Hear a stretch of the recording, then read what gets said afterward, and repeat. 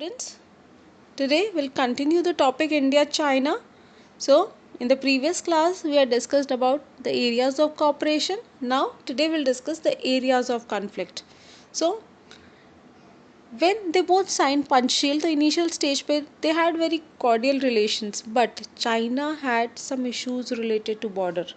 Border demarcation पर China satisfied नहीं था और कुछ ऐसे रीजंस और ज़्यादा बन गए जिस वजह से चाइना इंडिया के अगेंस्ट हो गया.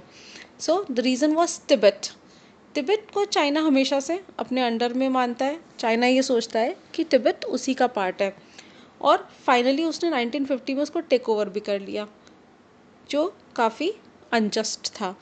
तो बट इंडिया ने फिर भी just for the sake of friendship India ने अपोज नहीं किया. बट जब चाइना ने तिब्बतन कल्चर को काफ़ी ज़्यादा हर्ट करना स्टार्ट किया, अपने चाइनीज़ कल्चर को इम्पोज किया एंड फाइनली जब इतना ज़्यादा एक्सेसिव सप्रेशन हुआ तो जो तिब्बत का जो स्पिरिचुअल लीडर है Dalai Lama, he came to India.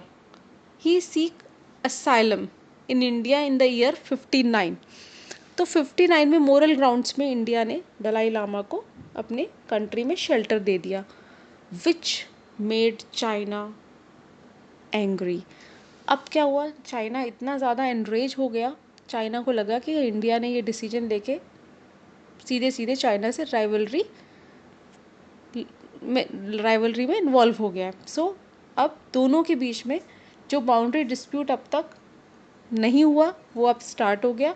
अब चाइना ने क्लेम करना स्टार्ट कर दिया कि जो नदन कश्मीर है वो उनका एरिया है और फाइनली 62 में चाइना ने इंडिया से वॉर स्टार्ट कर दी. But it's not only in 62, 57, 59 में भी चाइना ने अपना ऑक्यूपेशन अक्साई चिन एरिया में कर लिया था. कुछ स्मॉल स्कर्मिशेस हुई दोनों कंट्रीज़ में एंड फिर फाइनली 62 में एक मैसिव इन्वेजन चाइना ने किया और काफ़ी ज़्यादा पार्ट उन्होंने इंडिया का ऑक्यूपाई कर लिया. इवन अरुणाचल प्रदेश के कुछ एरियाज़ को भी चाइना क्लेम करता है. So 62 is the year that you need to take care. So two factors, one is Tibet and second one is the border issue. तो इन दो वजह से 1962 वॉर हुआ. तो ये two major area of conflict है. अब consequences of India China war, ये 4 मार्कर क्वेश्चन काफ़ी इंपॉर्टेंट है क्योंकि चाइना से वॉर इंडिया के लिए बहुत ज़्यादा नेगेटिव कॉन्सिक्वेंसेज लेकर के आई. So these are the various negative consequences that we will discuss. It is very important. In fact, it can be asked in 6 marker. First thing, China war dented India's image at home and abroad. India की image बहुत ज़्यादा hurt हुई है because India के लिए insulting था कि India को ऐसे टाइम में अमेरिका से हेल्प लेनी पड़ी. आपको पता ही है कि कोल्ड वॉर टाइम्स में अमेरिका इंडिया का बहुत ज़्यादा सपोर्ट नहीं करता था क्योंकि Pakistan was in American group. तो इंडिया अमेरिका भी इनडायरेक्टली इंडिया का राइवल था. लेकिन अब इंडिया के पास कोई और रास्ता नहीं था और इंडिया को जब चाइना ने अटैक किया तो इंडिया को अमेरिका से हेल्प मांगनी पड़ी. तो it became very much insulting for India. Second point, USSR remained neutral. So अब USSR उस समय चाइना के क्लोज था, दोनों में कम्युनिस्ट सिस्टम था तो they both were friends. So this is the reason कि USSR बिल्कुल न्यूट्रल रहा. तो इससे इंडिया के लिए ह्यूमिलिएशन और ज़्यादा इंक्रीज हो गया. Third consequence was that Indian leaders भी अफेक्ट हुए. कुछ टॉप आर्मी कमांडर्स को रिटायर होना पड़ा और हमारे जो डिफेंस मिनिस्टर है उनको भी रिज़ाइन करना पड़ा. So VK Krishna Menon had to leave the cabinet. Then Nehru की जो पॉलिसीज़ हैं, उनका जो नेव असेसमेंट है, it was deeply criticised by various critics of the world. So काफ़ी लोगों ने उनको क्रिटिसाइज़ किया. So it was in fact very insulting for Nehru too.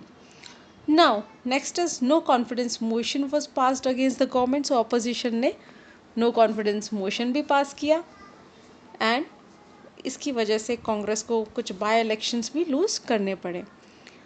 फिर इनफैक्ट पॉलिटिकल पार्टीज़ पर भी बहुत ज़्यादा अफेक्ट हुआ। इंडिया में जो सीपीआई जो पार्टी थी, कम्युनिस्ट पार्टी, उसका स्प्लिट हो गया because of the China war. जो यूएसएसआर सपोर्टर्स थे वो सीपीआई पार्टी में थे, और जो चाइना के सपोर्टर्स थे उन्होंने नई पार्टी बना ली CPI M, that is CPI Marxist. So अब ये पॉलिटिकल चेंज भी इंडिया में आया because of Chinese war. Next is जो नॉर्थ ईस्ट रीजन है उस पर अब इंडिया ने फोकस करना स्टार्ट किया, क्योंकि चाइना वहाँ क्लेम कर रहा था अरुणाचल एरिया में, और अब तक इंडिया ने उस पार्ट को नेग्लेक्ट किया था। नॉर्थ ईस्ट का इतना डेवलपमेंट नहीं हुआ, लेकिन अब इंडिया ने यहाँ पे फोकस करना स्टार्ट किया।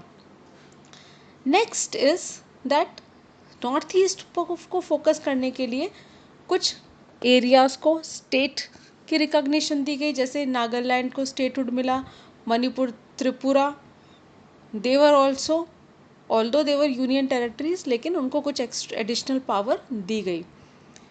सो डिफेंस सेक्टर को भी काफ़ी ज़्यादा मॉडर्नाइज किया गया, क्योंकि अब हम समझ गए थे कि हमें हमारे डिफेंस को काफ़ी स्ट्रॉन्ग करना है ताकि मिलिट्री प्रिपेयर रहे। तो इसके लिए 62 में डिपार्टमेंट ऑफ डिफेंस प्रोडक्शन बना, 65 में डिपार्टमेंट ऑफ डिफेंस सप्लाई बना।